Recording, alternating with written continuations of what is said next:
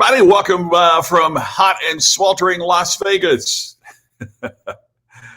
Tammy and I were just talking. It's 100 degrees here. Now, a couple days ago, it was like 113, 114 in our backyard. But today, it's about 30% humidity, which I know doesn't sound like much back in Indiana.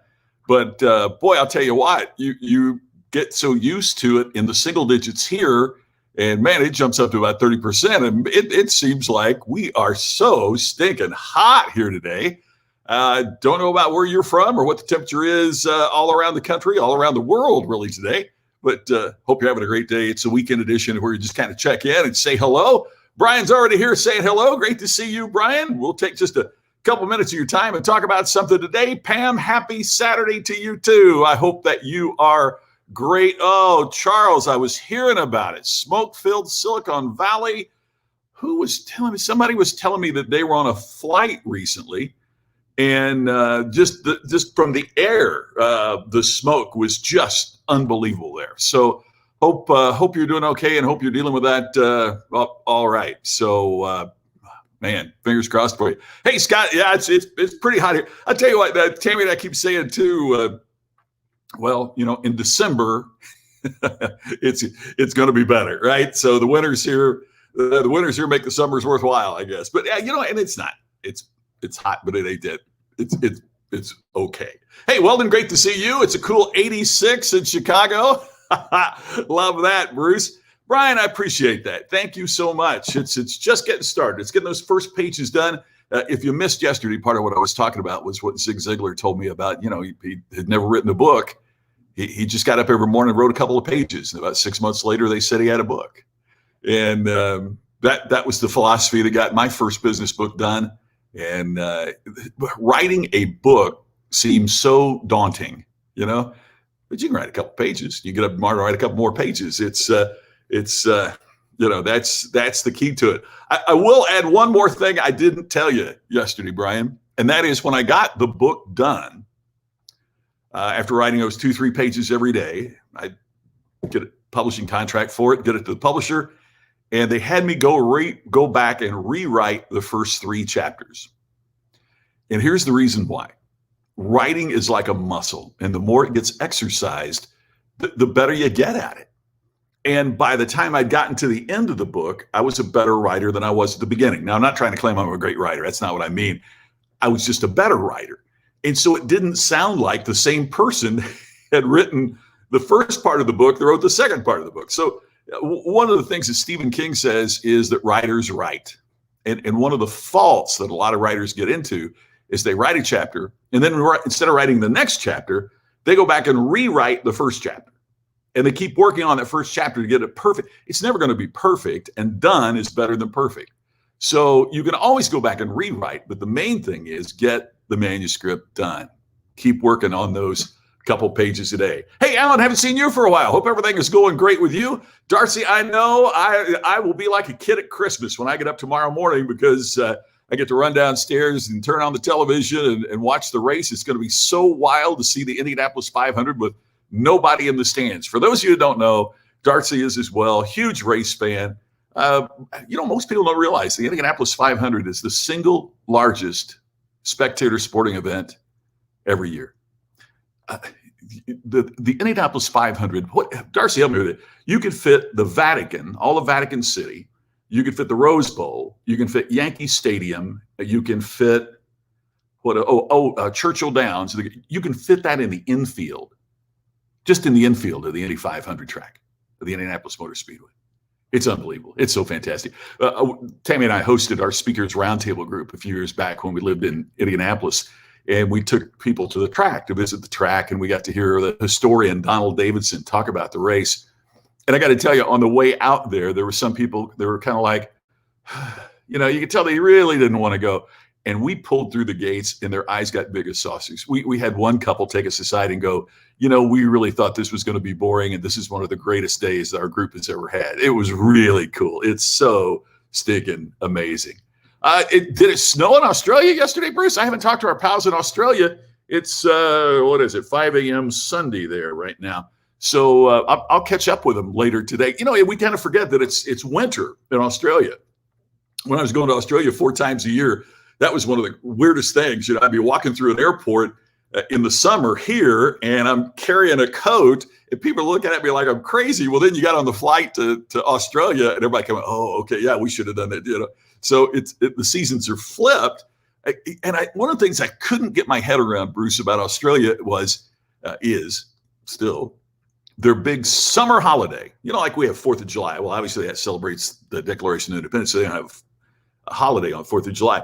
Their big summer holiday where everybody goes to the beach and gets sun and plays in the water, and their big summer holiday is Christmas.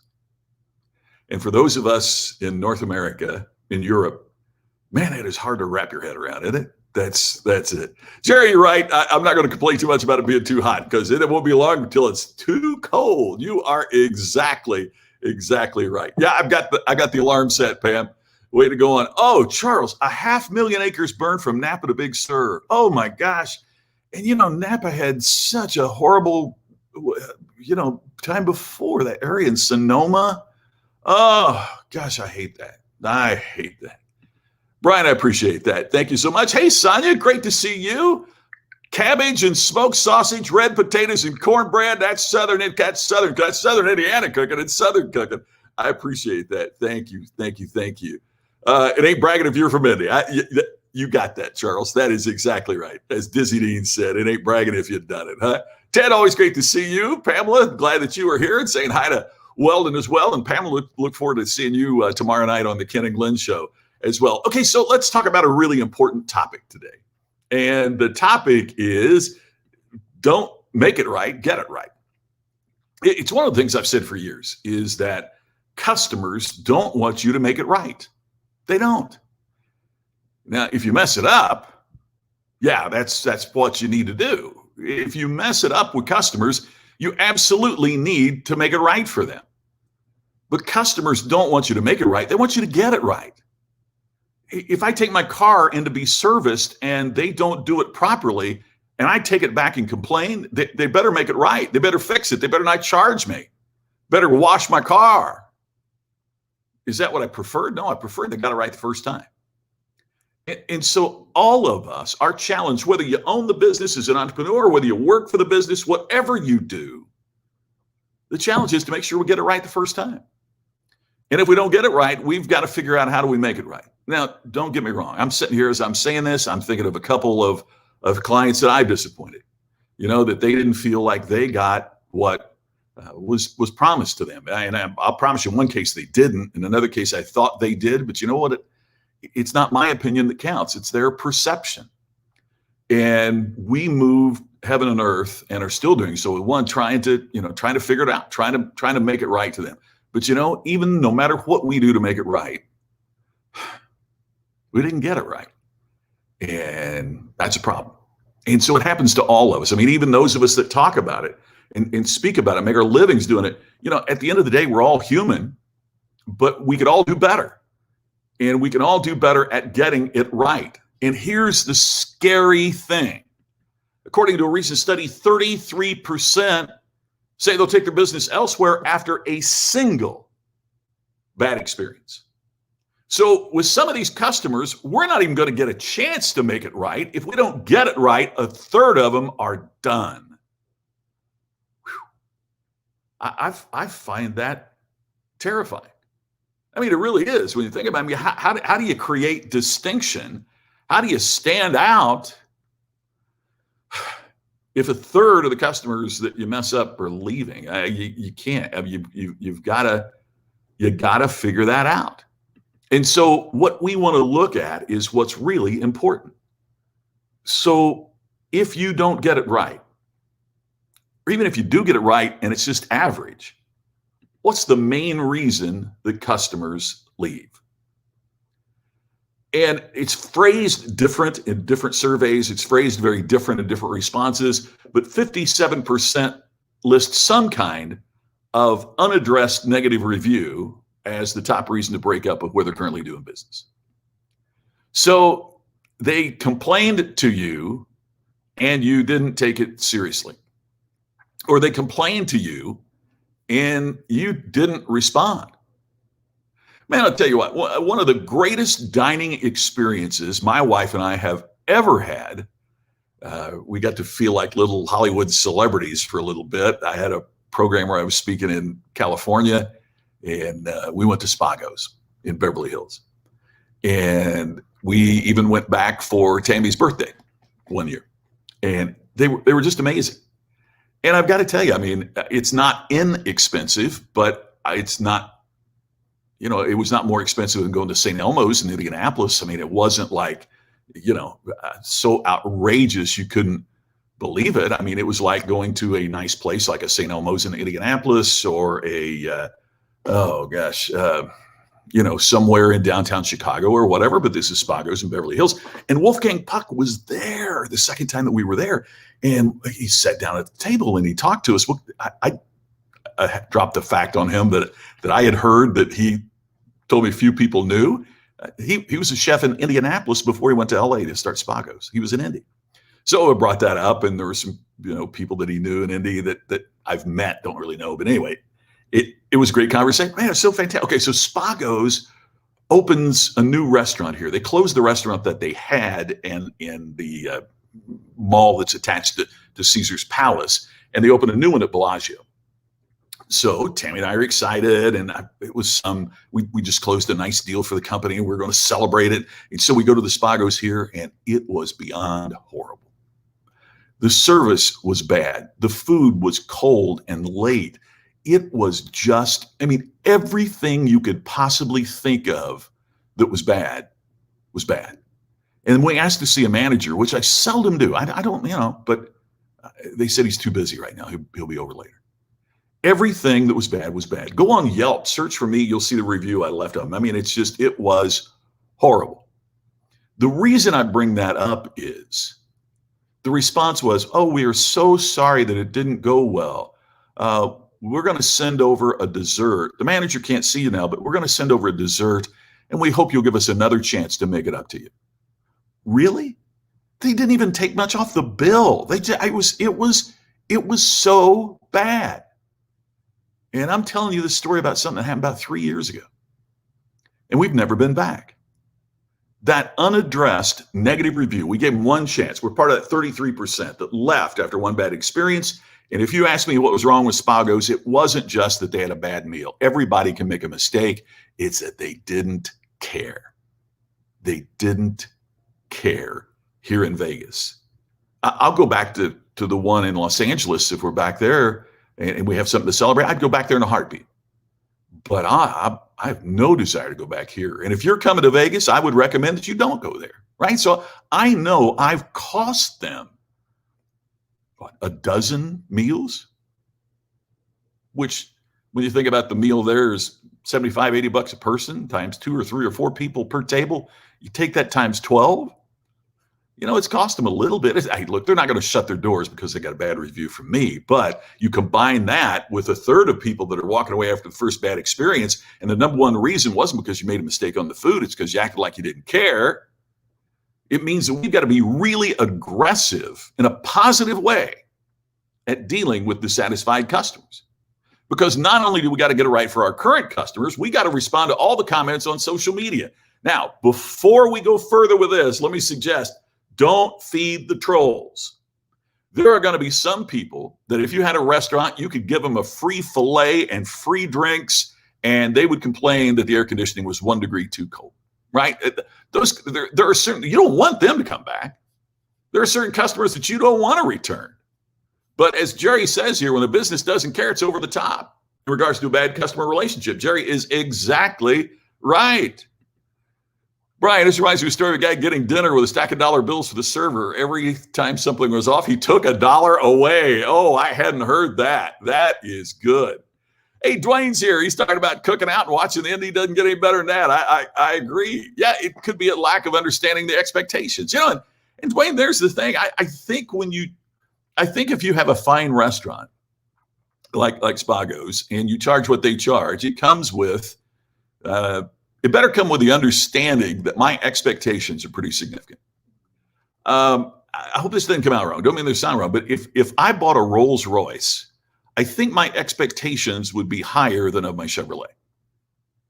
And I think I have a reason to ask that, right? I mean, not that I don't have high expectations of a Chevy. I mean, I certainly do. There's certain expectations that you would have because you spent that money to buy your car. But would you agree that if you bought a Rolls Royce, your expectations might be higher than if you would have bought a less expensive, car? So it's the same thing. I have higher expectations. I think the manager at McDonald's would have responded more promptly and better than the manager at Spotted. I really do.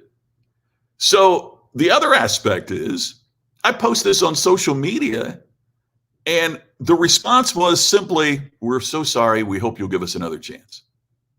And not only, I've had several people say it was a very helpful review that you gave us. I don't think my review was helpful. I think their lack of response was more helpful. Makes sense? Not only you got to get it right for your current customers, you got to get it right for the responses that people read, because they're evaluating you based upon how you respond to other people that's had a problem. Because if you can't respond to somebody that's got a problem, that makes your potential customer think, well, if I have a problem, they won't respond to me either, which is a significant challenge. Yeah, and Brian, I couldn't agree with you more. These kinds of things are upsetting when you try to do it right, because they create this perception that that's the way it is, right?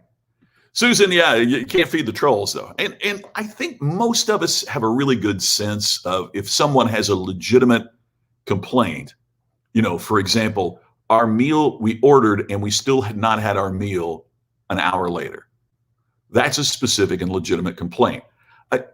If somebody says we didn't get our meal quickly enough, as a manager, I would want to contact them and say, what was the time? Maybe you ordered your steak medium well, which takes a little longer than it might if you ordered a medium rare. Or maybe you ordered, I don't know, chicken takes longer to prepare than fish. I don't know, But I think we can kind of get a sense of who the trolls are. Yeah, the price is the cost of your meals. The cost is you never go back. Yeah, exactly. And Brian, and there's the problem is if they looked at, okay, these guys spent a couple $100, they won't come back. If they came just once a year, we've lost $200 a year. No, that's not what they lost.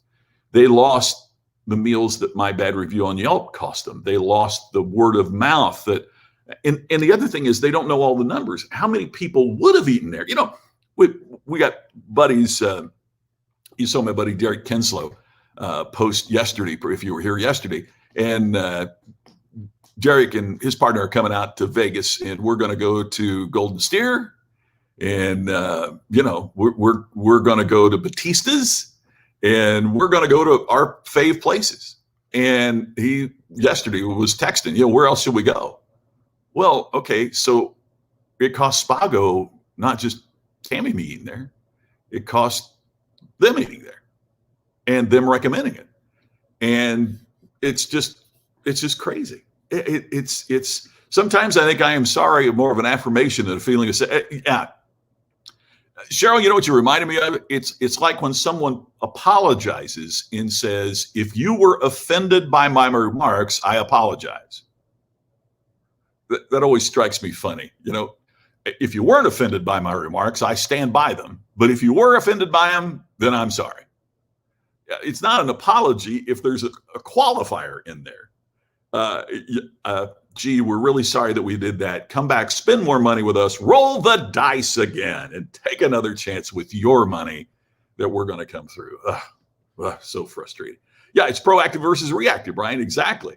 Well, it says, I see a lot of this. My expectations are high for quality food and service. They're rarely met, and it's been really bad since coming out of COVID. Yeah, and I've sensed this a couple of places that Tammy and I have been. I agree with you, is they seem more worried about their circumstance than your satisfaction, right? And I get that it's a hard time in that business, but you're not going to grow that business unless you're more concerned about the customer's experience than your circumstance. And that's one of the important things that needs to happen. Yeah, Charles, that's a better way to put it. It's the non-apology apology. If you were offended, I'm sorry. If you weren't offended, then let's just keep on trucking. To use an old term. Customers are 14% more likely to return to a business that responded in a positive way to their feedback. So in other words, if Spago would have jumped all over it like that, oh my gosh, how did, read our reviews. This is not us. We messed up and dinner is on us next time. Or, you two come back and one of the dinners is on me. Something as opposed to, we'll do better next time. We're sorry, blah, blah, blah. We're going to be full anyway, whether you come back or not. See, it's just, they didn't respond.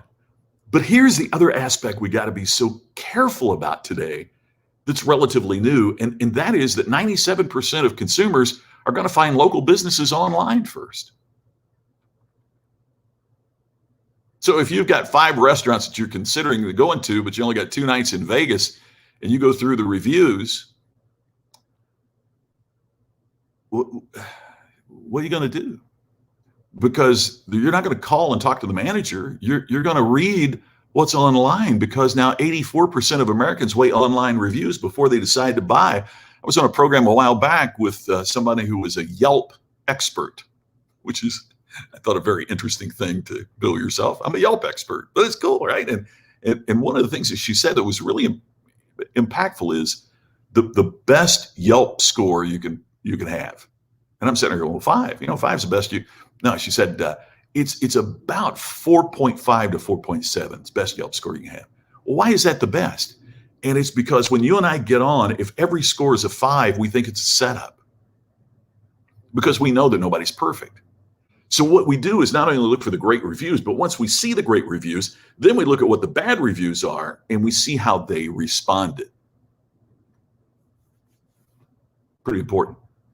I was talking about the dentist that Tammy and I went to earlier this week, and that was part of how we selected them, was that the 99% of the reviews were positive, but the negative reviews that they had, they responded in a very kind and proactive way, as opposed to, you're an idiot, you don't know it, you're not a dentist, what do you know? I mean, it was really cool the way that they responded. So isn't that interesting that even the negative, it was how they responded to it that got us to think of it positive. Here's my partner in crime, Glenn Morshower. To your point about Rolls-Royce, rest assured the fact that we are paid more as series regulars leaves the producers with higher expectations of us than the day players. There you go. What Glenn's talking about is, as he was a regular on 24, he's a regular on The Resident.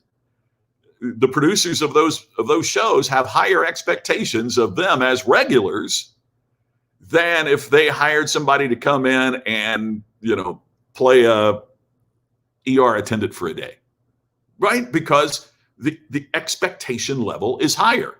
And I'm guessing, well, here, Glenn's got another comment. When we are charged more, we expect more. That's not difficult to grasp. You're exactly right, Glenn.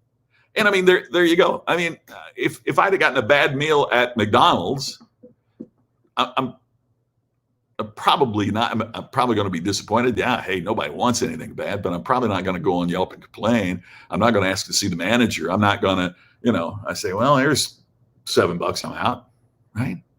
You were so right. When we're charged more, we expect more. So very cool. Jeff, hey, I hope you're doing all right up there. You, all the fires and everything that's going on. We've got Charles over in Silicon Valley. There you are in Monterey, Carmel. I hope that you're breathing all right and that everything's okay. So we'll check in with you. Hey, and before we move on, I want to make certain, tune in tomorrow night, 8 o'clock Eastern, 5 o'clock Pacific. It's the Ken and Glenn show with some dude named Scott. That's on tomorrow night. And I cannot wait to hear how Glenn's week went. He wrapped shooting on the movie that he was doing with John Schneider in Louisiana. And we got to get an update on when he goes to Atlanta and the filming on The Resident resumes. So we got a lot to catch up on, Glenn. I look forward to catching up with you tomorrow night. So, oh my gosh, look at that. Jeff is on an evacuation warning. Carmel Valley on fire. Oh, man. Oh, well, please keep us posted. My goodness. That is amazing. Hey, you'll be attending. Glenn, if you're watching, Brian is one of the real regulars and real contributors to Daily Distinction, and he'll be joining us. He is awesome. He attended our Ultimate Business Summit, and he is joining us for the first time tomorrow night. So we need to keep an eye out for Brian because he's great. And Charles obviously watches the show. If you didn't see the show, this is an inside joke. No sweet tea or lemonade for Glenn. Yes, matter of fact, I'm even looking at my cups a little differently now. Thank you, Glenn. Well, here's the main thing we talked about today. Yes, absolutely, Pamela. Prayers for California. There's what a horrible, horrible situation there. So to wrap up, I ended up making this almost as long as the regular edition. I hadn't planned on that, but here's the wrap up, and the wrap up is: customers want you to get it right, and if you don't get it right, a third of them are going to walk away, which makes it even more intensely important. And I'm not. You could be a salesperson in the field for the biggest company in the world, and this still applies.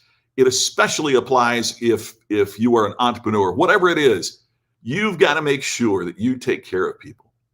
And the responses that you leave on Yelp and how sensitively and aggressively, in a positive way, to fix things that you respond are going to be judged not only by the customer to whom you're responding, but also by every potential customer who finds you, who connects with you on social media.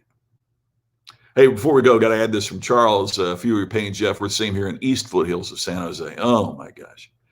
Hey, we're going to be praying for all of you folks out there, and I'll look forward to talking to you again tomorrow. I will promise you, tomorrow will be a much abbreviated version, and it may be me going like that because about this time might be pretty close to the end of the Indy 500. And I know you'll understand. I'll look forward to catching up with you tomorrow. Thanks for sharing. Thank you, Brian, for that. Sharing is caring. I look forward to talking to you again tomorrow on our next edition of Daily Distinction. Thanks, everybody. See you then.